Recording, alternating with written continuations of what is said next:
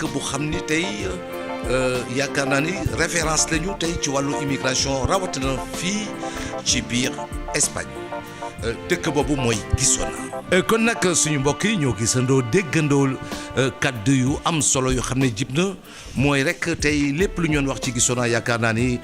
suñuy wax ni référence la ci wàllu association référence la ci wàllu organisation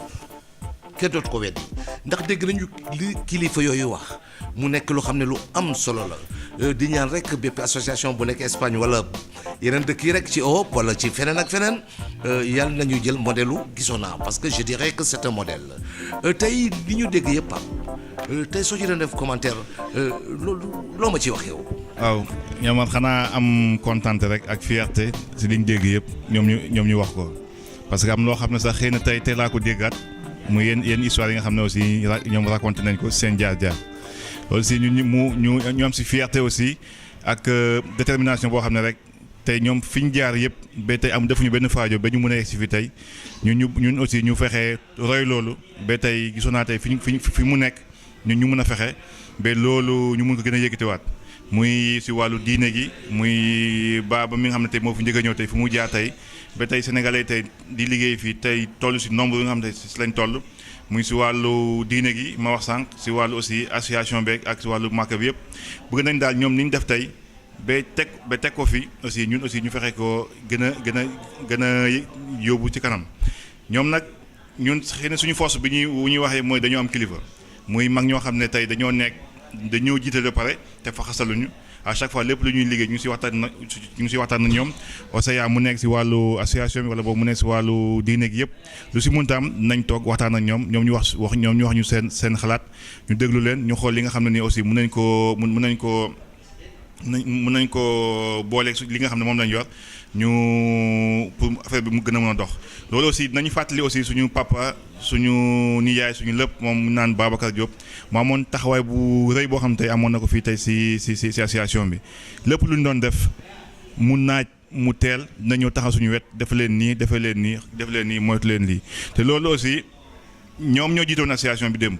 mais biñ xam nañ ne association bi tey bu yàquwee nekkul ñu la yàqu ñëpp la yàqul loolu nag ñoom comprendre nañ ko ba tax na lépp lu ñuy def ñu ngi suñu wet di ñu conseil def leen na le des fois ñu bëgg a def dara sax ñu ñëw taxaw ne ñett lii du fi am mais ñun aussi xam nga des fois aussi fugu xale dina la jàpp da nga bëgg a def dara mais bëggaat na soxal mais ñoom dañuy taxaw ne la lii defee leen ko nii wala boog bu ñu xamee ne aussi xol yi jóg nañ ñu dal bàyyi bi ñu dem ba toog ñu woo ñu nekkat ne woon defee leen ne le loolu xëy na tey moom la ñu yàlla di rusé di ñu xoolee mag ñoo ñu xam te moom lañ jiital si lépp na ñu koy waxtaanee loolu aussi ñu ngi siy sant yàlla bu baax muy si wàllu mag ñi muy si wàllu aussi ndaw ñi aussi noonu lañ mel tey lépp lu ñu def xale yi duñ si des ginnaaw jigéen ñi waxi noppi parce que jigéen ñi moom ñooñu beneen affaire la parce que tey lépp lu jag jigéen ñee ko jagal lépp lu ñuy def ñoom ñoo si njëkk a taxaw parce que xam nañu seen jëkkër ñoo fi nekk seen mag ñoo fi nekk seen rakk fi nekk ba tax na lépp lu ñuy sumb ñoom duñ si dellu ginnaaw kon nag ñun tey suñu doole tey loolu la rek muy mbooloo mi ak dëggu ak jóg pour liggéeyal askan bi bëgguñu si dara séntuwuñu si dara lu dul fay yàlla. sens bi ñu am rek mooy am kilifa parce que nit ki moom boo amul kilifa ji ne nekk sa kilifa te lépp lu ñu war a doxal nañ si waxtaan ak ñoom bu dara desul nag lu dul nag toog war a wax nag ñu nag toog nag comme ay naaw la ñu ñëpp toog waxtaan xool li nga xam ne nii mooy jëmal association bi kanam ñu doxal si mais ñun daal kilifa yooyu aussi ñu am ñu ngi leen di sant leen gërëm seen taxawaay guddi ak bëccëg saa ñu leen soxlaa bu ñu leen woowee bu dee lu ñu war a daal seen oto la ñoom dañ taal seen oto ñoo fekk suñu bu dee lu ñu war a wax la dinañ ko wax bu dee lu ñu war a dox la dinañ ko dox kon nag loolu aussi ñu ngi siy sant yàlla bu baax di leen gërëm te aussi di leen ñaanal yàlla di xam ne daal tant que ñoom ñu ngi suñu ginnaaw ñun amuñu leen lu ñuy tiit lépp loo fépp foo xam ne yaakaar na ne association bi fa demee yàlla mën nañ suñu defal jàmm nañ ko fexee doxal ñu ko waree ba yàlla may daal li nga xam ne moom lañ si bëgg. waaw Yamar mbir mi foofu la rek defe naa lii daal mooy Guissona parce que boo xoolee Guissona plus de 500 personnes di xëyandoo di wàccandoo di jógandoo chaque jour ñooy nekk ñiy demalante di demalante donc résultat bi ñu am ne au niveau du Guissona lu jaadu la waaw résultat bi ñu am Guissona nii pour man c'est très normal dans la mesure où fii boo jëlee exemple booy par exemple booy vraiment dañu jox mag yi cër respecté leen ku ci gis sa grand da ngay romb ñëw ba ci moom tàllal jox ko loxo waaw te loolu nag gis ko ci les grandes villes c'est pas évident les grandes villes te et puis jàppalante bi tamit jàppalante bi am suñu bii fii au niveau de Guissona je crois pas que amul feneen waaw te fii dëkk bi boo ñëwee mënoo xàmmee ñan ñooy chrétiens yi ak ñan ñooy musulmans yi parce que ñoom ñooy xew fu mu mënti am muy naxar muy bànneex lépp lu mënti xew ci biir dëkk bi ils sont tous ensemble seen biir mënoo ñëw ba xàmmee kii mooy chrétien kii mooy musulman bi te loolu daal vraiment nañ koy santé mën naa wax ni mag ñi fi ne mag ñi baax ñi fi ne ak ngir barke mag ñi baam ñi fi neex ak yàlla loolu yëpp daal fi mu ne daal ñun amul on a rien à se plaindre di ko sant yàlla bu baax 5 à 3 2 0 kon nag suñu mbokk yi ñoo ko déggandoo mu nekk lu xam ni lu am solo la comme ni ma koy waxee rek ndax mag mu xelam sell te yéeneem rëy te di boole ay mbooloo mag moomu lu mat a bàyyi ceem réew la. kon magu Guissona loolu rek lañ fa gis loolu rek la ñuy indi amul dara loo xam ne nañ ko cee monté moo tax tey au niveau d'Espagne ba ma déggee Guissona référence la moo tax ma ñëw tey dañ si kumpa loolu te vraiment je suis très ému léegi nag suñ fa jógee léegi fan nga ñuy yóbbu. bu ñu fi jógee nag Yamar dañuy dem seeti ki nga xam ne tey mooy meeru dëkk bi parce que dëkk moom ba fu ñëwee moom foo nga dem xooli kilifa borom dëkk bi.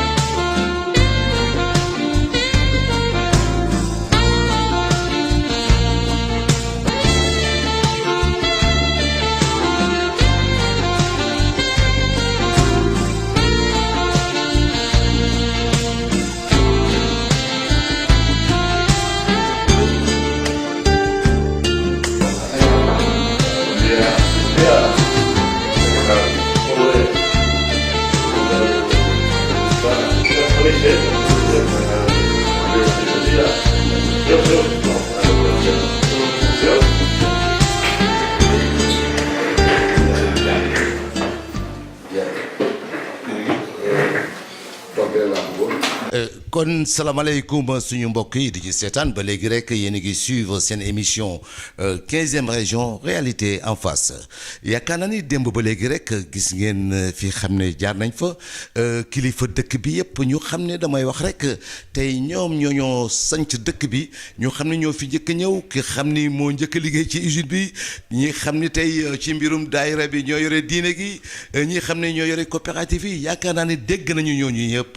kaddu yu rafet yi xam ne wax nañ ko jëmale ko ci Guissona tey nag ñu ngi toog ak ab kilifa damay bàyyi rek ki xam ni mooy Pape Sarr di président association bi pour mu mun ko introduire ndax tam dëkk soo demee ci dëkk boo dem dafa am bunt te soo ñëwee da nga war a fëgg koŋ borom dëkk bi ne la yegsil. asalaamaaleykum mbooloo mi tey ñu ngi fii tey seet si woon tey suñu kilifa dëkk bi muy meeru dëkk bi. nit nag boo ñëwee si dëkk moom balaa ngaa def dara moom foog nga ñëw nuyoonte borom dëkk bi moo tax tey ñu fay seet si tey suñu meeru dëkk tey ñu koy woowee tey Cabi Kasolibayi Pla illustre maire moom mooy meeru dëkk bi meeru Guissona tey moom la ñu ñëwoon tey pour waxtaan nag moom tey nekkinu Sénégalais yi tey fii sa biir Guissona seen comportement ak seen aussi seen convivencia ak waa dëkk bi moom aussi mu nekk maire boo xam ne aussi dañu am relation ak association bi parce que mu ngi ñuy jàppale si wàllu bu ne muy wàllu éducation wàllu culture tey soxla bépp bu ñu am tey si mairie bi ñoom nañ si def seen tànk tubéy muy wàllu finance muy ak lépp lu mu munti doon aussi lépp loo xam daal am nañ si soxla ba ñoo wax seeg ñoom dañ si taxaw à 100% loolu nag aussi moom ñu ngi siy gërëm moom ak équipe bi yëpp ak gouvernement bi yëpp nga xam ne ñoom ñooy liggéey ensemble. léegi naa jox parole bi aussi sama kii Théophile moom nga xam ne moom mooy chargé de communication association bi pour mun a wax ak moom tey si seen langue bi nga xam ne moom mooy catalan. salaamaaleykum mbokk yi man la Théophile Faye bokk ci association bi yor commission presse et information. Ara després del lo que ha dit el nostre president, deixem la paraula al senyor l'il·lustríssim alcalde senyor Xavier Casoliva i Pla. Kon léegi ñu ngi koy jox kàddu gi monsieur alcalde. Ara li deixem la paraula al senyor alcalde. Salam alaikum. No, es diu així que sí. Salam alaikum. Com a alcalde de Guissona doncs estic molt content de la convivència al poble, amb totes les 56 nacionalitats que han vingut de diferents països del món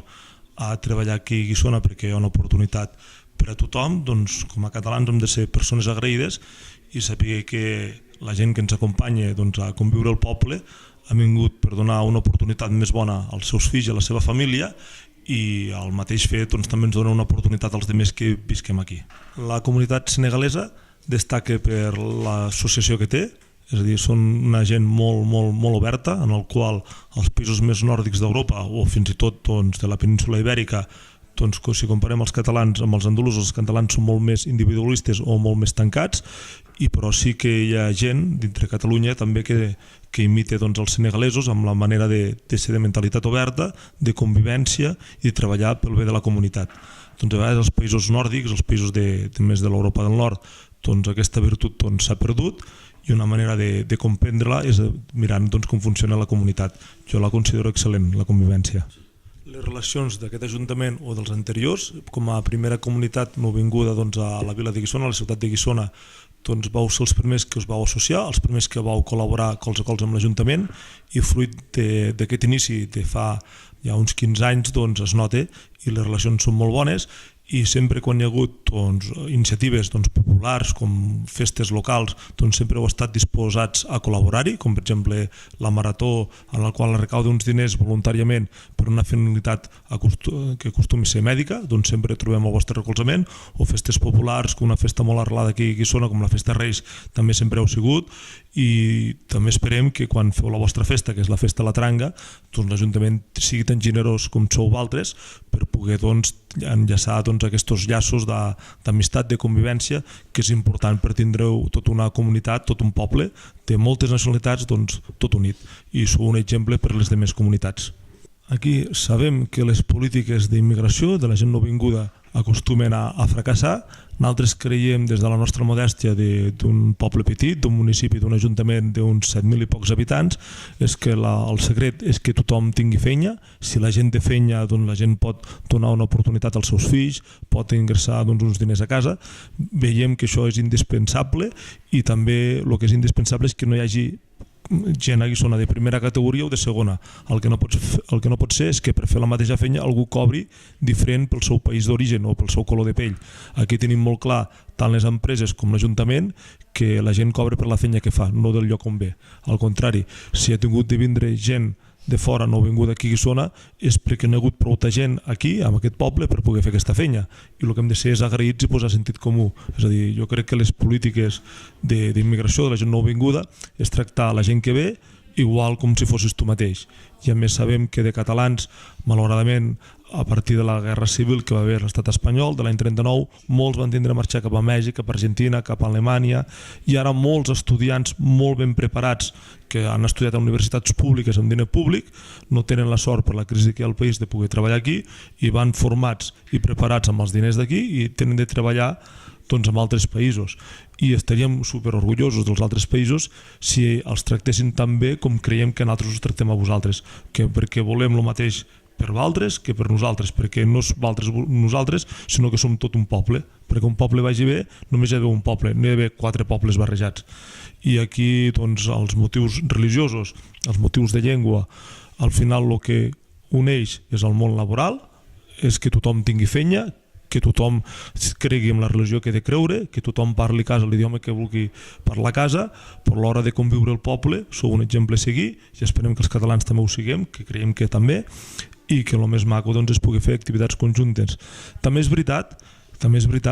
que la primera generació que arriba, la primera generació que deixa el seu país per vindre, és molt més difícil que no pas la segona o tercera generació que ja ve, que ha nascut aquí. Però també és veritat que a França, per exemple, un país que coneixeu molt bé, doncs de racisme encara n'hi ha a les segones, terceres i quartes generacions per gent que ha anat d'Argèlia o de diferents països que no ha arreglat el problema. Nosaltres entenem que mentre tinguem tots feina doncs és molt més fàcil conviure-ho. El dia que tinguem problemes laborals sabrem que hi haurà problemes amb els catalans, sabrem que hi haurà problemes amb els ucranians, amb els senegalesos, amb els romanesos, amb els búlgars, perquè l'important és que hi hagi feina i l'important és que tothom pugui ser el que vulgui ser amb aquest poble. I també el que volem saber és que a nivell de Guissona quants nacionalitats hi ha i la convivència que hi ha entre els nacionalistes, perquè com diuen els inglesos que és a Guissona, jo ho dic sempre que a Guissona és un melting pot, un melting pot, que hi ha gent de tot arreu, quan són les nacionalitats que hi ha. Llavors aquella mutació que hi ha, com es veu aquí a Guissona i com ho veus particularment aquesta situació? Nosaltres, a Guissona el que està clar és que hi ha 56 nacionalitats diferents, però hi ha nacionalitats, per exemple, hi ha un senyor nepalès, hi ha un senyor grec, hi ha un senyor francès, després hi ha comunitats amb un poble de poc més de 100.000 persones, hi ha 1.000 ucranians, hi ha 1.000 romanesos, hi ha uns 500 senegalesos, hi ha comunitats amb molta gent del mateix país i moltes vegades del mateix poble, que ha vingut quan ja se coneixien, i el que hem d'imaginar, doncs nosaltres els catalans, com ens imaginem, és que faríem nosaltres si anéssim, per exemple, d'aquí a Guissona som 7.000, si anéssim 500 persones doncs al Senegal, a la mateixa ciutat, el que està clar és que les 500 persones d'aquí, tant si ens coneixem més com menys, allà acabaríem sent més amics perquè venim del mateix lloc. Nosaltres doncs pensem que la gent que ha vingut aquí a Guissona li passa igual. Un fet que fem difícil als catalans per la convivència i que no ho fem pas amb malícia, sinó que ho fem potser per la política de la por de les guerres que hem passat, és que quan veiem una persona que no és catalana, el parlem en un idioma que no és el nostre, és a dir, el nostre idioma que parlem a casa el català, quan veiem algú que fa cara estranger el parlem en castellà i això no ajuda, perquè tots els sociòlegs, tota la gent que entén les relacions humanes, tothom ens diu que per tractar una persona de tu a tu l'has de parlar amb el teu idioma, és a dir, en català. Això hi ha gent que ho tenim clar, com el mateix alcalde o el mateix regidors, com coneixeu, com l'Anna o com l'Ester Roca, que heu tractat molts amb ells, amb elles, en aquest cas, doncs l'hem intentat portar. Però la feina costa, per què? Perquè a Guissona, a part de tindre una immigració d'altres països, també té una forta immigració de diversos llocs de l'estat espanyol, en el qual la gent que ha vingut a viure a l'estat espanyol sap perfectament que pot viure en castellà. Això fa unes dificultats per una integració plena al 100%. I un dels factors que mirem i observem de com va la integració, és a dir, si preguntem a qualsevol persona de l'Ajuntament, creiem que la convivència a Guissona és del 100%, però si parlem de la paraula integració, aquesta és més complicada, perquè si mirem les entitats que hi ha, de la mateixa manera que és normal que la comunitat senegalesa, tota la junta de la comunitat siguin senegalesos, si hi hagués una entitat catalana també hauríem normal que tots siguin catalans o fins i tot no, potser ja no, però el que està clar és que una Unió Esportiva a Guissona, uns màrgines de Guissona, totes les entitats del poble de Guissona, hi hauria d'haver una barreja en funció de la gent que ha arribat dels altres països, i això no es produeix. És a dir, una integració no hem fet bé els deures, ni creiem que ningú el sapigui fer, és a dir, els volem fer bé, però no tenim la clau màgica per arreglar aquests problemes, i també és veritat que mentre vosaltres, quan arribeu a treballar en un país, penseu en la família que teniu al país, que heu d'enviar diners, que heu d'enviar recursos, perquè no poden viure també com viviu vosaltres aquí, i heu de donar una oportunitat més bàsica als vostres fills, teniu unes prioritats diferents que les nostres prioritats. Nosaltres no tenim d'enviar ni diners a la família, ja tenim la família aquí. Canvia molt, és a dir, tot això s'ha d'entendre per saber conviure. I crec que la feina que es fa des de l'Ajuntament, el mateix que s'explica a la comunitat senegalesa, s'explica en qualsevol sopar amb els nostres amics, i la veritat és que una prova del cotofluix, que és una prova, vulguem dir, com va la convivència, és que els partits que es presenten a l'estat espanyol o a Catalunya per motius racistes sempre treuen representants a l'Ajuntament. Aquí a Guissona, totes les campanyes que van a dividir i a fer una raça ària, a fer un vot de color de pell o fer un vot només català, fracassen i no treuen representants a l'Ajuntament. I hem de considerar que si el vot és secret i aquestes forces polítiques no existeixen a Guissona és perquè creiem que entre la gent que ha vingut a viure i la gent que ja vivíem aquí hem sabut trobar la manera de conviure excel·lent bé en un mateix poble. I un detall que teniu molt bo també és que va vindre el govern dels Estats Units, va vindre des del Consolat de Barcelona a estudiar un fet diferencial que no passa a gaires parts del món, però per sort sí que passa, és que les comunitats d'origen religiós musulmà, doncs a la resta del món no acostumen a compartir mesquita, en canvi a Guissona, la comunitat musulmana, diferents nacionalitats comparteixen mesquita, i això és molt bo. Això vol dir que de debò hi ha una gran passa endavant o moltes passes endavant per aconseguir aquest fet, perquè la majoria de gent es queda tancada amb el seu gueto, amb els seus amics, amb el seu sectoret, i en un poble que ha passat de 3.000 habitants a 6.000 habitants en 10 anys i ara som 100.000, doncs hem d'entendre que, tot i que s'ha privat des de l'Ajuntament que es facin guetos, que el que no pot ser és que en un sector del poble visquen els senegalesos en una altra punta, tots els romanesos en una altra punta, tots els ucranians en una altra punta, els catalans en una altra punta, els espanyols. Això no hem volgut dibuixar un poble per sectors, com si fos un classificador, hem volgut que la gent convisqui. I també s'ha fet, des que els llocs de treball, també s'ha primat, encara que potser sigui més fàcil entendre's amb un equip de senegalesos que treballen tots a la una, que és molt més fàcil parlar amunt perquè tots s'ho diguin, també l'empresa, ni que s'hagi complicat la vida, ha fet que treballen diferents nacionalitats. Si al final es treballa el dia a dia, que s'hi passen moltes hores del dia en diferents nacionalitats, al sortir de la feina també se coneixen, els blocs de pisos també se coneixen i fa que sigui una convivència molt més fàcil. La idea ha sigut aquesta, no deixar créixer en guetos, conviure diferents nacionalitats amb mateixes responsabilitats a la feina, amb mateixos llocs de treball, tots barrejats,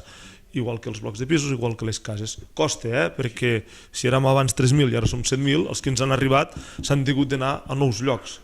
Però el que no hem fet fora és gent de la seva casa perquè n'hi hagi un altre. Però sí que hem evitat créixer desproporcionadament cap a un sector allunyat del poble, sinó fer una circunferència al poble i anar creixent homogèniament i per sectors, en funció de les crescudes que ha tingut Guissona. Jo crec que l'èxit ha sigut aquest. Tenim una Guissona multicultural. Primera és aquesta. Després és que dintre de les polítiques d'acolliment que té l'Ajuntament de Guissona són dels pocs recursos que té propi, perquè les polítiques d'immigració depenen de l'estat espanyol, no depenen ni del govern de la Generalitat, i no tenim cap partida pressupostària de l'estat espanyol perquè jugui un poble com Guissona, que té un 50% de gent nouvinguda, sense comptar la gent nouvinguda, que potser és un 20% més de la resta de l'estat espanyol. És a dir, que no tenim. I quan ja anem justos per poder ajudar els que en som aquí, i poder ajudar a la festa de la taranga i a les festes populars d'aquí, i poder tindre els carrers endreçats, el servei de claveguera, el servei d'aigua, tindre-ho tot, doncs poder ajudar més ens costa perquè els diners que tenim són justos per als d'aquí. Nosaltres, la nostra filosofia és que tant els impostos no mirem de quin color venen o de quin grup venen, sinó nosaltres recaudem uns impostos de la gent que viu aquí, uns impostos directes i uns impostos indirectes que ens dona directament l'Estat, i amb aquests fem polítiques globals pel municipi de Guissona, no per pobles de la vora de Guissona o de França o del Senegal. Això és bastant complicat poder-ho fer,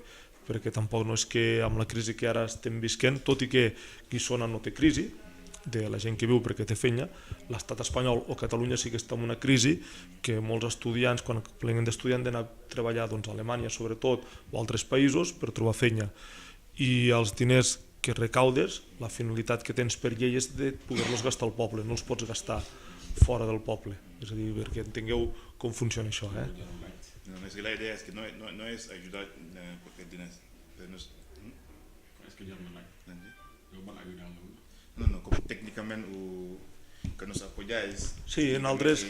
quan feu les conferències, sí, quan vosaltres feu la vostra festa, quan ens demaneu que vinguin representants de l'Ajuntament o fins i tot que venen representants de l'empresa que us dona llocs de treball, que és el Grup Alimentari Guissona, una cooperativa que es va fundar ja fa moltíssims anys, doncs el nostre suport el teniu sempre, tant a l'hora de deixar els equipaments municipals, com pot ser un pavió poliesportiu o una sala més petita, doncs deixar poder fer les vostres conferències, les vostres celebracions. És a dir, la nostra vocació és d'ajudar a tothom qui visqui aquí. És a dir, és de la mateixa manera que vosaltres sou també supergenerosos quan tracteu amb l'Ajuntament, l'Ajuntament us intenta copiar, perquè és la seva feina, intentar ajudar a tothom per igual. I no fer amb una comunitat, no ajudar-la més que una altra, perquè si no faríem un altre cop gent de primera de segona classe, hem d'ajudar a tothom per igual. La nostra idea és aquesta. En definitiva, des de l'Ajuntament de Guissona creiem que per una convivència entre diferents nacionalitats és important tindre feina, que és clau número 1 d'èxit és que tothom pugui treballar. Clau número 2 és que pugui haver regrupament familiar, que puguin vindre les famílies que s'han quedat a l'altra part del país a conviure amb les seves parelles. Normalment a les diferents comunitats de les 56 nacionalitats ha vingut primer l'home i després les dones. I el tercer pas és una convivència i és col·laborar amb el poble. Col·laborar amb el poble vol dir o col·laborar amb l'Ajuntament o col·laborar amb les diferents entitats. Aquesta part des del Senegal es fa molt bé amb l'Ajuntament, la veritat és que no ens podem pas queixar i també sabem que costa amb les diferents entitats, que no vol dir que sigui culpa dels senegalesos o culpa dels catalans. Jo crec que si s'ha d'etiquetar alguns culpables, crec que la vostra manera de ser és molt més fàcil entendre's amb vosaltres que una manera de ser més tancada com a poble, que és la catalana o més nòrdica dintre la península ibèrica, és més difícil deixar encabir gent. Però tot i que som gent més freda de caràcter, doncs també ens ha pogut demostrar, i espero que penseu el mateix, que com a poble d'acollida us intentem fer sentir com a casa. Per què? Perquè us volem aquí, perquè us necessitem aquí i perquè no ens imaginem una Guissona ara sense les diferents comunitats que hi ha, perquè sent pràctics, si mentre hi hagi diferents nacionalitats vol dir que és un poble en fenya, vol dir que és un poble que creix, que tothom pot portar els nens a l'escola, que hi ha un model educatiu molt bo, que aquest model educatiu després es podran trobar unes feines molt bones al mateix poble, i el que ens han de preocupar entre tots és després que si els que ens decideixen lliurement quedar-se a viure aquí, que no hagin de tornar a tindre de marxar a un altre país, ja sigui tornar al Senegal, que per vosaltres seria un grau que, com està passant ara amb estudiants catalans quan acaben, que han d'anar a treballar i a fer la seva família, doncs sobretot a Alemanya, que és un país a Europa que tira molt. Nosaltres el que voldríem és que la gent pugui viure i treballar al lloc on vulgui, ens encantaria. I que vosaltres heu tingut de patir una immigració, que l'esteu patint ara, el poble català ja l'ha patit abans i ara en menor mesura, abans per motius de guerra i ara per motius de desastre d'economia, i el que hem de fer, els que ens visquem en un poble, siguis del color de pell que siguis de la religió que siguis de la nacionalitat que siguis, és fer poble i anar tots a una. Si el poble va bé, les famílies aniran bé. Si hi ha feina per tots, tothom anirà bé i tothom se podrà ajudar. Aquest és l'objectiu que té un ajuntament, i crec que aquest objectiu d'ajuntament és extensiu a les persones i a les diferents entitats del poble. I amb això sí que ens entenem. nañ dem seeti le directeur général des ressources humaines muy kilifa si usine nga xam ne ñu ñëpp fa la ñuy liggéeyee.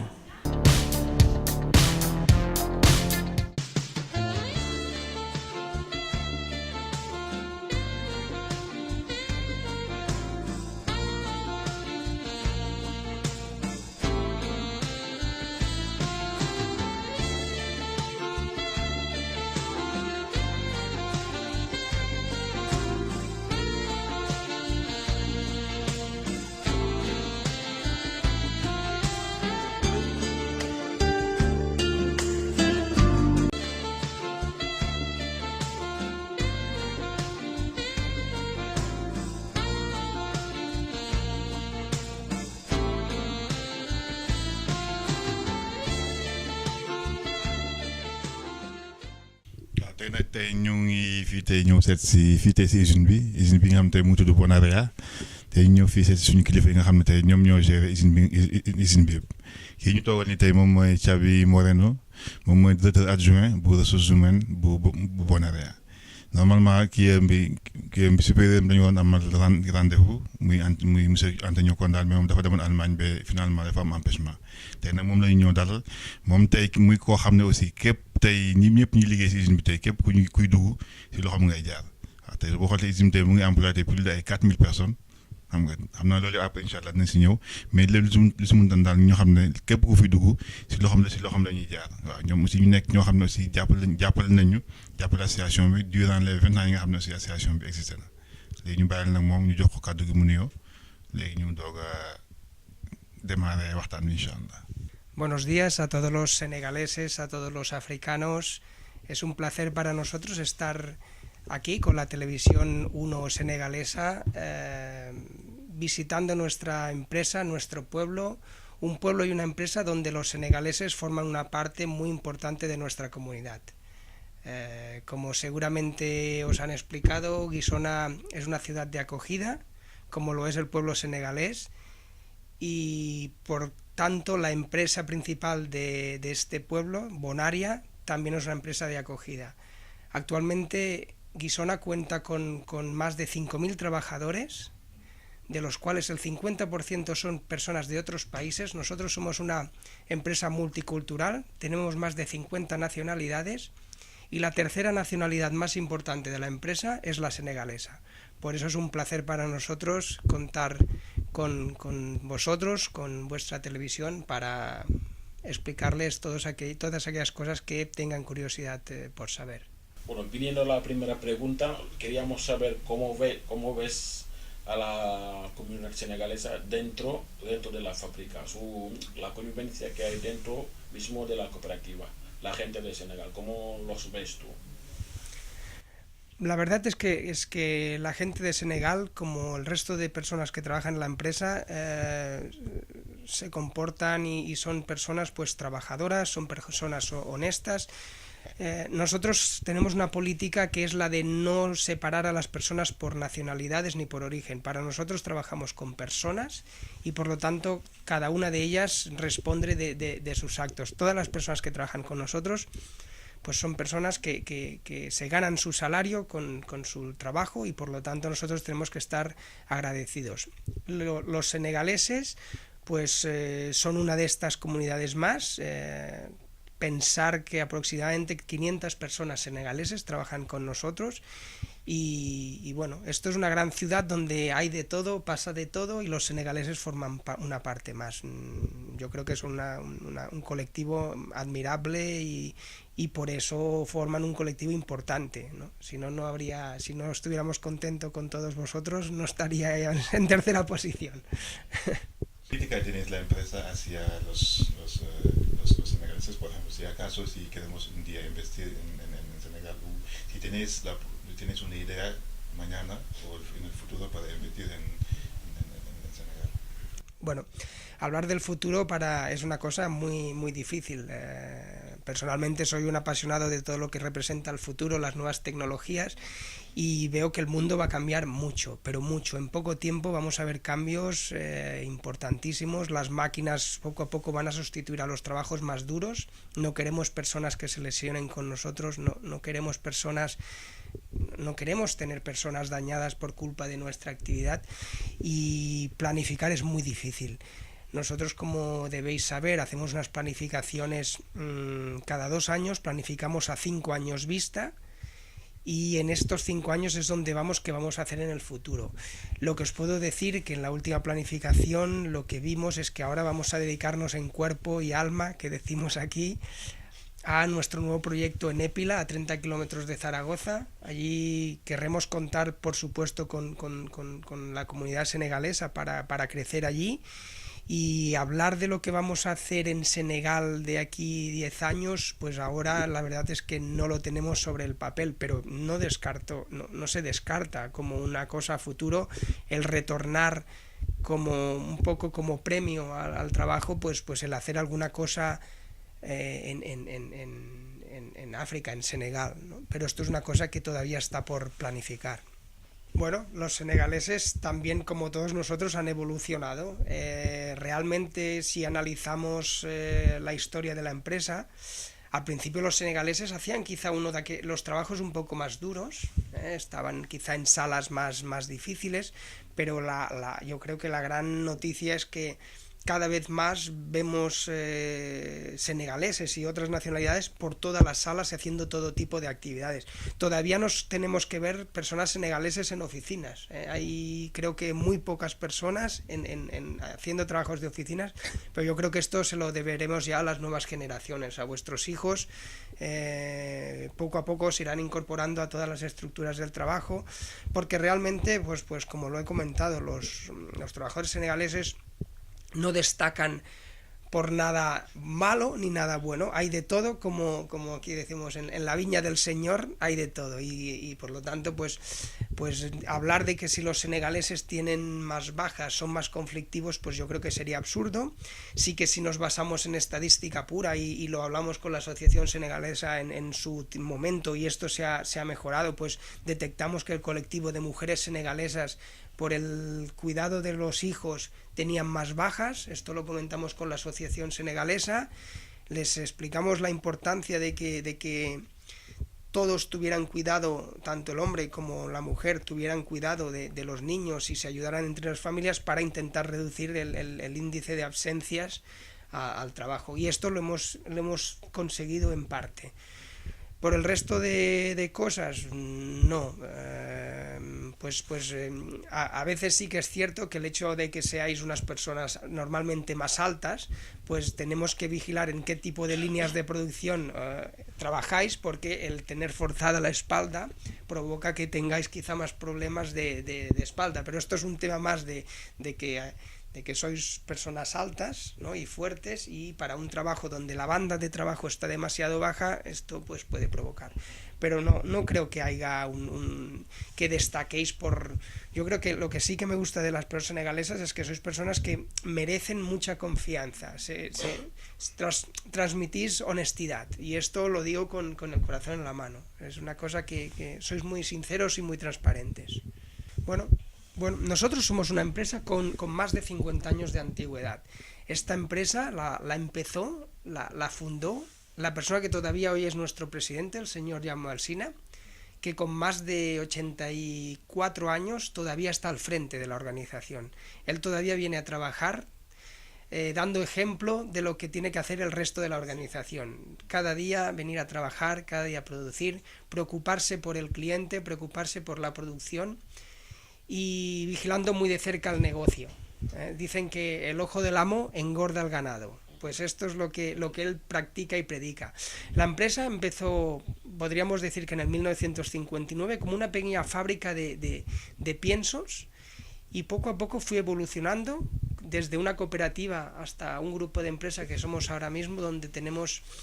una sociedad anónima con Bonaria Corporación, tenemos la cooperativa Bonaria Agropecuaria, que se encarga del engorde de todo tipo de animales y se transforman en la corporación. Os podéis imaginar que hemos creado desde una pequeñita empresa donde el propio presidente era responsable de fabricar el pienso, con su esfuerzo, trabajando. Actualmente somos una empresa que integra desde la producción primaria de cerdos, terneros, corderos, pavos, pollos y codornices. Elaboramos todo el pienso que se necesita para estos animales en 10 fábricas de piensos que tenemos repartidas por Cataluña y Aragón. Transformamos la carne de estos animales, la envasamos, la transportamos a las tiendas y la vendemos en nuestra red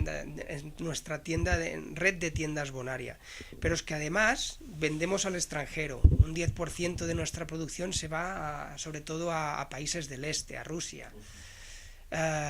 Tenemos un canal para mayoristas, es decir, gente, bares, restaurantes que vienen a comprar a nuestras delegaciones, y allí, por cierto, tenemos más de 10 delegaciones por toda España,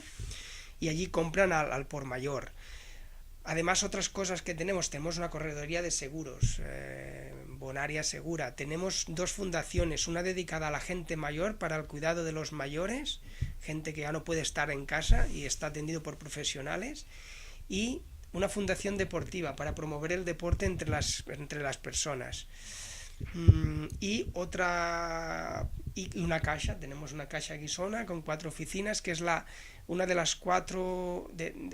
cajas, es pequeña, pero tiene un volumen de negocio muy importante porque opera muy mucho a través de internet.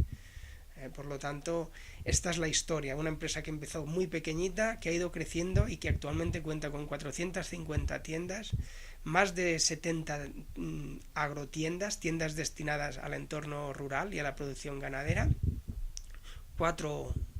oficinas de Caixa Guissona, y bueno, ahora pronto doblaremos este Guissona en Zaragoza, con todo lo que implica. En tu punto de vista, ¿cómo ves hablando de la asociación de los senegaleses, qué ayuda a los por ejemplo, en la fábrica?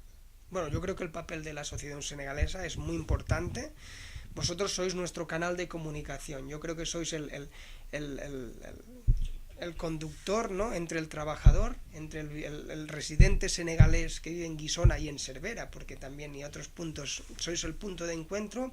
y la empresa, en este caso representada por ti, Papa, y por mí, ¿no? Somos las personas que ponemos en común las inquietudes de la empresa, problemas que tiene la empresa, conflictos que tiene la empresa, los transmitimos entre nosotros, entre la asociación, y la lleváis a los miembros de la asociación. Y lo mismo, cualquier problema que tenéis lo transmitís a través vuestro. Yo creo que hacéis un papel esencial agrupando todo este colectivo, que yo cuento que en Guissona debéis ser más de 1000 personas senegalesas, o debéis estar por los 1000,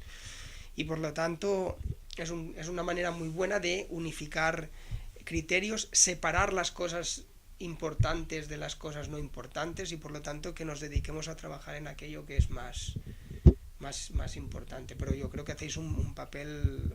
muy, muy, muy importante, que si tuviéramos que tratar todos los casos uno a uno sería del todo imposible, ¿eh? Agrupados de esta manera es mucho mejor. También las dificultades que encontráis con este... Claro, dificultades ya sabéis que hemos tenido muchas, desde la falta de viviendas en Guissona. Pues estamos poniendo solución. Tenemos previsto en esta planificación que os explicaba para los próximos 5 años, una de las acciones va a ser construir nuevas viviendas en Guissona. Vamos a construir más de 250 viviendas para dar acogida a todas las personas, senegaleses y no senegaleses, porque la verdad es que estamos ya que no queda ni una vivienda sin alquilar o sin vender en Guissona, y la empresa va a seguir creciendo. Ahora también estamos, por ejemplo, colaborando, porque un fenómeno muy interesante de los senegaleses, como ya empezasteis a venir en principios del 2000, ahora ya hay muchos senegaleses con doble nacionalidad. Pues ahora hemos llegado a un acuerdo con el ayuntamiento, que también es una tercera pata, asociación senegalesa, ayuntamiento y empresa, y hemos llegado a un acuerdo para que podáis realizar aquí en Guissona los cursos DELE para la obtención de la nacionalidad española. Y bueno, lo estamos organizando y vamos a empezar las clases en enero.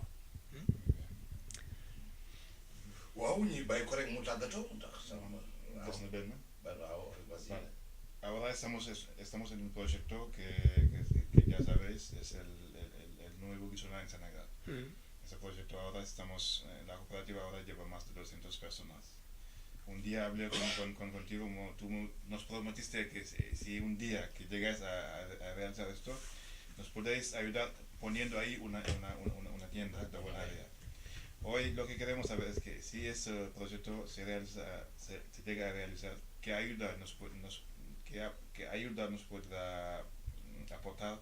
buena área para que podamos conseguir ese proyecto tan importante para los senegaleses? Bueno, yo creo que hablando se entiende la gente, y lo que tendremos que hacer es hablar, valorar que necesitamos, ver qué trámites administrativos hacen falta en Senegal para poner una tienda, para poner nuestros productos. Pero sería muy bonito, ¿no?, que en la ciudad de Guissona de Senegal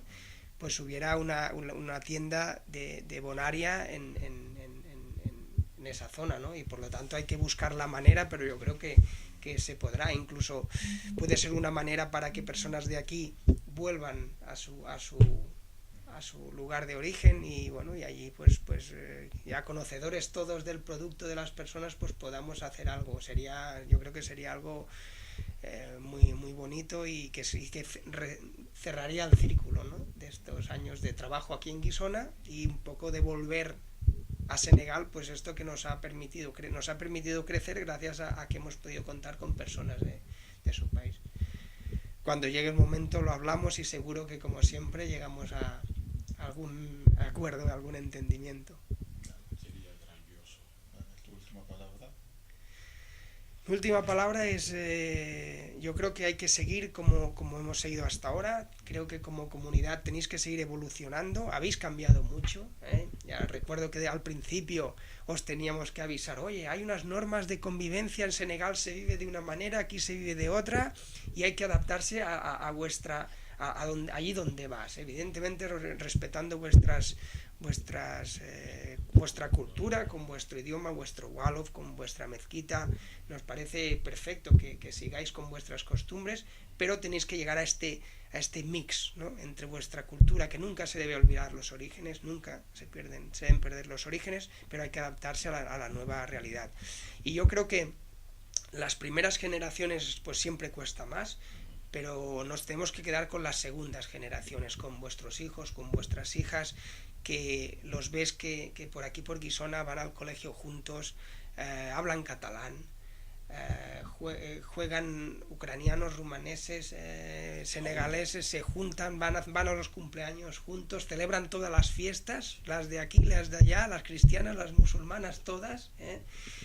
y hay que hacer un paso más para participar en estas actividades que se hacen en Guissona. Es decir, quiero ver algún día en el Club Ciclista Guissona algún senegalés, que ahora no hay ninguno.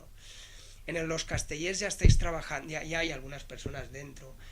Ahora vamos a hacer con la empresa, vamos a hacer actividades de voluntariado. Pues me gustaría que, ya lo hablaré con la asociación, que en estas actividades de voluntariado pues hubiera representantes senegaleses. Porque cuando estás con una persona, cuando hablas con ellos, cuando compartes los problemas, sabes que tienen un hijo, una hija, que han tenido problemas, que tienen problemas de salud, te haces más próximo a esa persona, los entiendes mejor, y cuando hay un problema, estas cosas que te unen hacen que ese problema se resuelva más fácilmente. Yo creo que hay que seguir en ese camino de evolucionar a que nosotros vivimos aquí en Cataluña ya hace mucho tiempo. Muchos de nuestros padres son venidos de otras partes de España, y hoy nosotros no tenemos ninguna diferencia entre el que es de toda la vida, nacido en Guissona, sus padres, sus abuelos, con los que vinimos y nacimos aquí, pero nuestros padres son de fuera, ¿no? No hay ninguna diferencia. Yo creo que esto debe pasar con vosotros pronto. Por lo tanto, me quedo con eso, en que el día de mañana, pero que sea mañana y no pasado mañana, estéis como uno más, que yo creo que estáis muy, muy, muy, muy cerca, y sobre todo vuestros hijos, aprender de ellos, que os pueden enseñar muchas cosas. kon nag mbokk yi dellu siwaat nañu suñu plateau dégg nañu li xam ne maire ba wax na ko ndeysaan mu nekk mbégte ci biir xol en tant que africain en tant que sénégalais ak tam gis-gis bi xam ne am na ko jëmale ko ci sénégalais yi dem na sax ba ni dañoo dem ba police bu xam ni moo yore région bi yëpp di wax waaw sa dëkk boobu xanaa du am problème chefu police bi ñëw fi di ko laaj waaw ñii de moom xanaa ñun kenn ñu woo fi pour problème mu ne ku am sénégalais yi yaakaar naa ni problème du am mukk ndax ñi dañoo organiser wu dañoo gëm seen bopp am seen dignité ànd ak seen fulla fonk seen liggéey te duñu tricher duñu fen duñu sàcc duñu wax lu ñaaw ñi ñooy sénégalais de Guissona mu nekk fierté suñu biir xool ñooy yëpp en tant que sénégalais tey président ban commentaire nga mën a def na ñoo ko déggandoo tey ci li xam ne monsieur le maire wax na ko li xam ne tam kii xam ne moo leen yore tey plus de dégg nga lu mu wax plus de 4000 et quelques ñoo fay liggéeyee Sénégalais yi nekk fa 500 et quelques poussières mais nee na moom su sañoon ñëpp Sénégal dañuy am mbégte sax di liggéey ak Sénégalais yi ndax duñu tricher ay nit ñu baax benn kàddu gee jub mairie ba moo jub tam ci direction service ba mu nekk lu am solo kon nag dama bëgg rek nga defal ma ci benn commentaire ak gis-gis yi ak mbégte gi nag ndax lii mbégte la ci biir xol. waaw xanaa Yamar kontaan rek ak fierté parce que tey bu ñu demee tey ba def ñu référence tey si biir si di ñu cité comme référence tey si biir dëkk bi dëkk boo xamante ne y a plus de 52 nationalités koo ko wax neexut a gëm waaw neexut a gëm parce que dëkk bu ñu naan am y a plus de 52 nationalités neexut a gëm mais à chaque fois ñoom dañuy cité de référence muy référence bi mooy si wàllu culture parce que ñoom tey mairie bi tey lépp lu muy organiser ñun dañu si des ginnaaw bu jëree ñu def suñu xaalis pour participer dañ ko def. muy marathon yeeg muy rajo yeeg muy lépp loo xam ne aussi ñu ngi ko fi def ñun duñ des ginnaaw si wàllu dëkkuwaay bi muy convivencia bi nga xam ne mooy dëkkandoo bi ñoo si ñu ngi siy fexe def suñu kéemtalaay kattan parce que xam na ne tukki neexul aussi ak dëkk ak ñoo xam ne aussi bokk leen culture neexul mais à chaque fois ñu ngi jéem a góorgóorlu ñu ngi jéem a améliorer suñu dëkkin fu mun a dund ak ñoom ba problème du am loolu daal maire bi kontaan na ci moom franchement à chaque fois bu ñu toogee di waxtaan loolu la ñuy ñaax si wàllu diine gi aussi même chose nee na moom li ko jaaxal mooy ñun dañoo bokk ak yeneen xeet ñoo xam ne ñoo bokk jàkka ji mais problème mosuñu koo dégg te loolu yëpp aussi mooy wàllu yar gi rek yar bi nga xam ne tey moom lañ jëlee Sénégal ba tax na loolu yëpp aussi ñoom mun ñu ko dégg si ñun mais moom daal li mu wax daal bu ñu ko tënkee daal mooy daal kontaan na si ñun ba tax na ñun aussi lépp loo xam ne aussi ñun ñu ngi koy woote si wàllu muy fête bu ñuy def muy forum bu ñu organisé muy si wàllu éducation xale ñoom dañ siy participer activement lépp lu si war si wàllu finance ñoom aussi dañ koy def loolu aussi ñun aussi dañ leen koy sant yàlla parce que xam na ne ñoom bi ñuy ñëw fii aussi ñoom dañu am histoire ak association bi te loolu te dañuñu aussi di ñu ko xamal loolu daal ñun daal dañ siy am fierté di si sant yàlla bu baax aussi di gën a ñaax sénégalais aussi lépp loo xam ne aussi day ñagasal aussi diggante ñu bañ see dugg respecté seen liggéey xam nga respecté dëkkandoo yi aussi te lépp loo xam ne dëkk bi mu ngi koy def si wàllu fête si wàllu organisation aussi ñu jéem see jàpp loolu daal xam nga muy mbégte rek la mu nekk si ñun parce que bu nematee benn tey y a plus de 600 sénégalais yoo xam te ñoo yeewoo si biir dëkk bi xam nga xëy na ñooñu pour jéem leen a canaliser peut-être mën na métti mais nag yàlla nag aussi dimbali nañu ba problème boobu amuñu ko aussi ñu si sant yàlla xam ne daal yar rek am solo te yàlla boobu ñu yaree Sénégal aussi ñun tey moom la ñu doxal fii fépp fu ñu dem aussi loolu la ñu doxal waaw te am na loo xam ne aussi yokk na ko ci rek mooy que tey bëgg na wax na ko benn sax égoïste à part aussi bëggul tey ñun parce que ñu ngi doxal benn projet boo xam tey pour taxal bi cité Sénégal mais nee na tey bëggul tey ñun tey ñu jóg fii ñibbi parce que bu ñu ko defee aussi xëy na dina am leen lu mu wàññi aussi si population Guissona loolu daal la xam ne aussi moom xam nga xëy na pincement de cœur la si moom bu ngi koy am bu sañoon tey fi ni ñu dëkkee fi tey ñu dëkkee ko fi ba suñu doom tey xam nga màggee fi yaroo fi mais nag ku nekk aussi bëgg nga ëllëg nga dellu loolu aussi xëy na eggaguñ si nag mais nag ñu ngi ñaan yàlla aussi ëllëg it bu ñuy dellu aussi bu nekk dellu bi rafet ba bu ñu bëggee ñëwaat aussi xam nga ñëwaat si ñëwoon bi rafet. li association des Sénégalais de Guissona am ñun man principalement dema ko yeneen association yi d'ailleurs yëpp lépp association bu nekk fii biir Espagne wala nekk biir Europe bi man yeneen naa la ko parce que lan li tax loolu parce que nit ki boo jubee rek di nga mën a dund ak te sans problème association boo xam ne fonctionne durant 20 ans yoo xamante ni kenn amul xiiroo amul ŋaañoo kenn taxawul naan diw yaa sàcc lii wala yaa jël lii loolu li ko andi mooy cohésion bi am di biir sénégalais parce que ñun xam nañu ne gérer nit yombul mais fii au niveau gars yi dañu ko yombul li gën a tax mu yomb nag mooy président bu fi jaar ba dem du ne bàyyi nga rek doo ñëwaat mais saa yoo bàyyee yaa ngi ci ginnaaw di joxe conseil dara bu xewee nga ñëw teew lépp lu ne ils sont au devant waaw ils sont au devant donc man li may ñaax gars yi rek association sénégalaise yi mooy que ñu def fulla def fayda parce que fulla fayda mën na la andi lu bëri waaw et puis boo xoolee philosophie tubaab mooy xam nga tubaab comme moom dafa bëgg nit ku jub xam nga boo jubee rek ñoom nañu mën a def ak yow. kon nag suñu mbokk yi leen fàttali rek ba léegi yéen a ngi suivre seen émission 15e région réalité en face tey rek ñuy dalal l'association des Sénégalais de Guissona ñoo déggandoo depuis départ émission bi gisandoo nañu kilifa yi monsieur le maire ki xam ne c'est le directeur des ressources humaines au niveau de leur société bu xam ne ñoom plus de je dirais 500 Sénégalais ñoo fay liggéey dégg nañ lu mu wax tam loolu yëpp nekk bànneex ci biir xol léegi nag dama bëggoon rek wër dëkk bi tuuti aussi waaw Pape mën nañu wër dëkk bi tuuti ñu ñëwaat. nañu wër dëkk bi léegi ma wan la usine bi nga xam ne tey fa ñu fa ñu liggéeyee aussi ak nga gis ñu dem daal nga gisal sa bopp naan nga di gis bokk si. kon mbokk yi nañu ànd dama bëgg wër dëkk bi tuuti xool tuuti nekk ci oto mu expliquer ma beaucoup de choses kon nañu dem te ñëw. dina chaque heure ak nombre de camions yi génn. chaque heure ak nombre de camions yi génn lii yëpp ngay gis si usine bi la bokk nekk ni mënuma la wax tey ñaata mètre carré lay def mais fi mu ne nii tey chaque jour day gën a yokk waaw parce que usine boo xam ne aussi tey mu ngi embauché plus de 5000 personnes xam nga loolu usine bu ndaw nekk nii moo nekk nii yëpp waaw fii yëpp fu si nekk aussi ak département am la am na département boo xam ne ñoom ñooy liggéey wàllu ginaar yi am na département boo xam ne aussi ñoom ñooy nekk si wàllu mbaam yi département yi nga xam ne aussi ñoom ñooy nekk si wàllu nag yi ñoo xam ne aussi si wàllu picc yi ak si wàllu xar yi waaw su ne ñoom bàyyiwuñ dara ne lépp loo xam ne daal si wàllu ñam la ñoom ñu ngi si yëngu boo gisee tey crise bi tey li muy métti ñoom amuñ ñoom xëy na yàlla mu leen si dimbali c'est parce que lekk la ñu defar te lekk moom nit ki moom mën nga bañ a sol yëre sol daal wala boog mën nga benn yëre mën nga ko sol pendant des mois mais nag lekk moom sax foog nga def chaque jour waaw boo xoolee te lii yëpp te si usine bi la te lii yëpp à chaque fois chaque jour ñoom dañuy gën di yokk rek waaw lii yëpp boo xoolee fii ak ay temps newu fi woon mais chaque jour dañuy gën a yokk moo tax tey fi mu ne nii léegi à chaque fois day gën a yaatu camions yi nga gis nii yëpp ñoom ñooy distribuer lekk bi waaw ñoom ñooy distribuer lekk bi à travers Catalunya aussi ak reste Espagne ñoom chaque heure ak nombre de camions yi génn waaw chaque heure ak nombre de camions yi génn boo xoolee fii à gauche aussi ñi ñoo nekk nii yëpp ay camions yoo xam ne aussi ñoom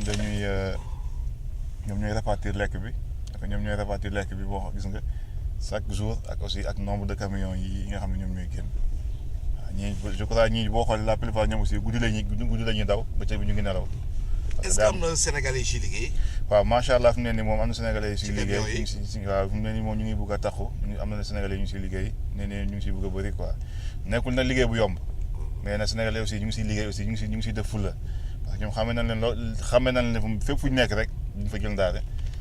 te loolu aussi ñu ngi koy wane mais fu mu nekk daal ñu ngi siy commencé yëngatu te gëm naa ne aussi duñ si jël daal quoi parce que loolu ñun liggéey la ñu xamee. kon daal ci gàttal mun naa wax ni tey oto yu fi gaar rek tey daal ku nekk ci dëkk bi rek. dëkk bi daal waa usine bee fi dëkk. waaw boo xoolee ñu fi gaar ñii ñëpp usine la ñuy liggéey waaw ñii ñëpp nee ni fee buntu la fii aussi beneen buntu boo xam ne aussi nit ñi dañ fiy gaare. usine bi daal moom à partir du dimanche lay commencé fonctionner dimanche boobu lay commencé fonctionner jàpp dem dimanche lundi mardi mercredi ba samedi si suba si lay doog a tëj ay buntam pour reprendre aussi le dimanche soir boo xoolee aussi mën nga ne semaine bi yëpp da koy liggéey waaw amul arrêt moo nekk nii yëpp lii kenn xamul fi mu ne nii ñaata mètre carré la waaw di ñaan yàlla aussi rek yàlla gën si te sutura ba muy gën di màgg. parce que aussi mu gën a màgg aussi ñu ñëpp suñ teraange fi la nekk kon dañuy ñaan yàlla rek muy gën a màgg aussi ñu si gën a di si teral suñu bopp di si teral suñu waajur di si teral suñuy jabar. mais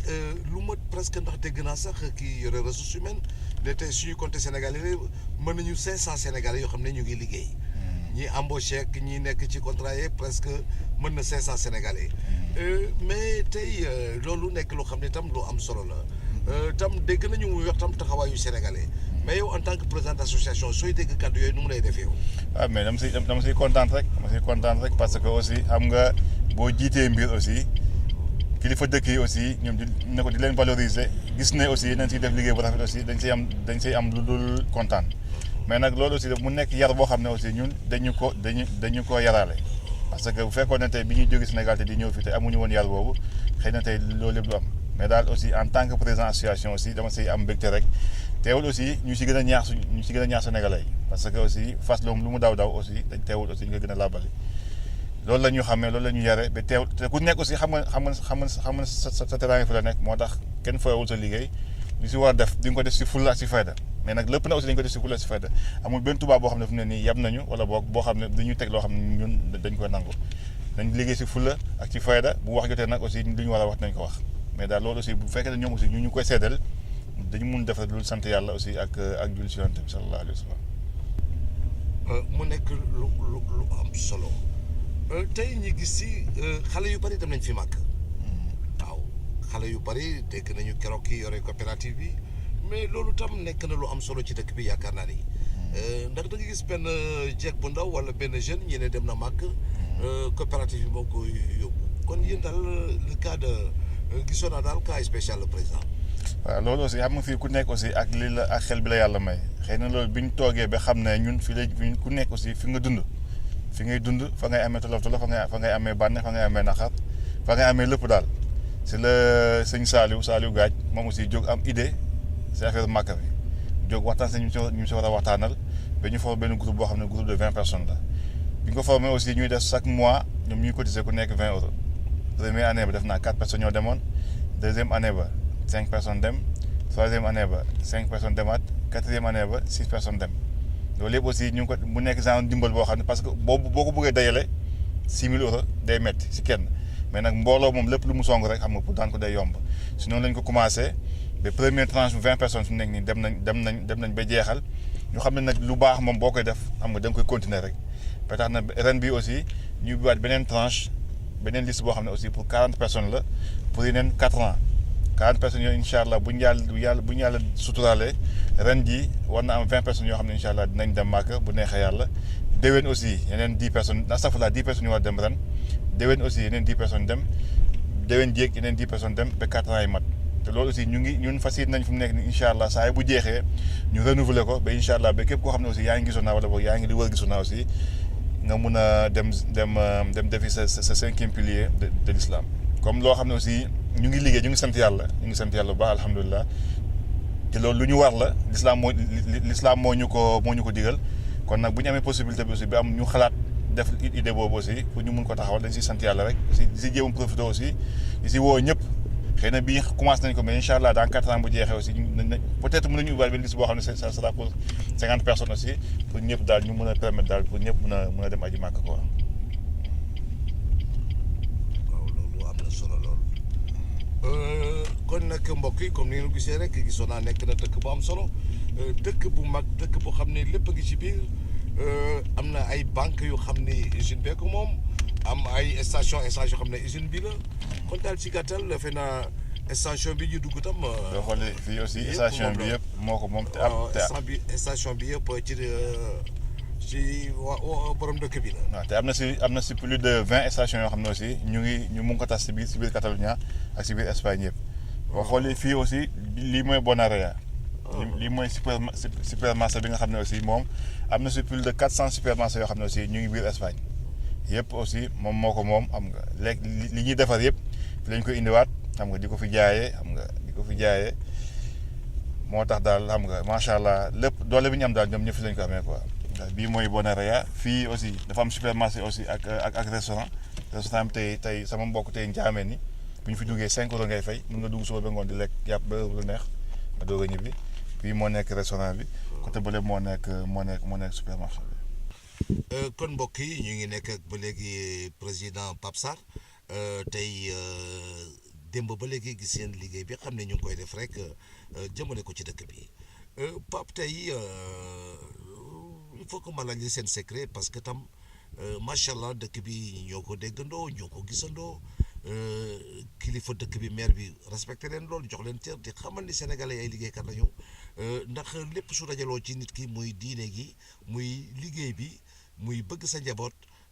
loolu yëpp dafa nekk loo xam ne ay valeurs yu am solo la te yàlla loolu la diglee tey jii Pape tey su may laaj seen secret dëgg lan moo ko def loo may wax. waaw suñu secret moom li ñuy wax rek mooy dëggu waaw mooy dëggu aussi bëgg li ñuy def te aussi séntuwuñ ci lenn lu dul fayu yàlla waaw loolu aussi suñu secret la te aussi li nga xam ne aussi mooy mbooloo rek mbooloo moom bu ñu nee mbooloo rek xam nga mooy booloo moo tax mbooloo moom aussi saa ñu laajtee muy cotisation ak lu mu munti nekk aussi dinañ joxe te duñ laaj xaalis fu mu jëm bu ñu wootee aussi ñu teew mais aussi beneen force bi nga xam ne aussi am nañ ko dañoo nekk ci benn village bi tey sànq tey alcalde maire bi wax na ko nee na fi mu ne nii les Sénégalais comptent plus de ñu ngi egg ci environ 600 personnes te loolu Guissona rek la boo demee Cerbera aussi am na ay Sénégalais yu fa nekk Taraga même chose si biir loolu aussi ñu am ay sous association yu fi nekk par exemple boo jëlee séeréer yi wala nga jël jolof yi wala nga jël saalum wala nga jël pël yi ñoom ñëpp ku si nekk am nga tur yoo xam ne da nga am sa kaye léegi nag par exemple tey bu ñu laajee cotisation tey ku si nekk da nga am sa kaye boo xam ne yow yaa dugg say mbokk laajte leen te kenn aussi du nangoo dellu ginnaaw loolu si mu ne aussi loo xam ne aussi dañuy dimbali si wàllu cotisation yi si wàllu mobilisation yi ba tax na pour ñu mun a am mbooloo mi day gën a yomb loolu aussi dafa nekk loo xam ne aussi mu ngi ñuy dimbali beneen bi mooy jël lépp teg ko ci yoon fii moom dërëm bu fi waaye génnee di nga ko justifier wala boo ko justifier aussi di nga wax nit ñi fi nga ko dugal loolu aussi association bi mu ngi siy dox depuis 20 ans amul kenn ku ñuy jox dara nga war ko mu nekk dépense mu nekk kees nga siy liggéey te doo ko justifier di nga ko justifier par A ou par B loolu aussi ñun xam nañ ko bureau bi xam nañ ko ba tax na erreur moom loolu moom duñ ci baal kenn waaw ba yàlla tax dimbal nañ nag ba musuñu si am problème waaw parce que aussi duñ ko jëlee si ay loxo yu wóor ñu koy doxal ba fii aussi loolu bëgg a naax saay loolu aussi maa ngi siy gërëm aussi bureau bi nga xam ne aussi ñoom laa siy liggéeyee depuis depuis jël nañ bureau bi je crois depuis 2 ans man maa ngi ñëw si bureau bi ça fait depuis je crois depuis en 2006 donc ba tey aussi maa ngi ciy liggéey ba yàlla def aussi en 2016 la affaire bi ñëw sama loxo aussi ñi di sant yàlla rek nga xam ne aussi liggéeyal mbooloo moom boo koy def ko te yàlla tax bu si séentu fayam nit yàlla moom bu la fayee rek xam nga kontaan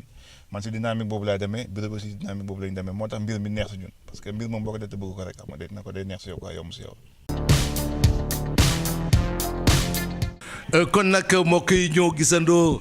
déggandoo lépp lu xam ne rek tey ruuse na fi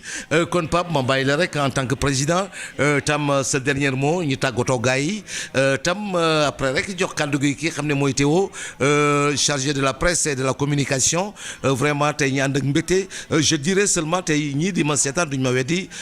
mosuñu def émission bu mel nii bu xam ne on est rentré disons dans le cœur du système de l'immigration des Sénégalais au niveau de Guissona, 500 Sénégalais qui travaillent ensemble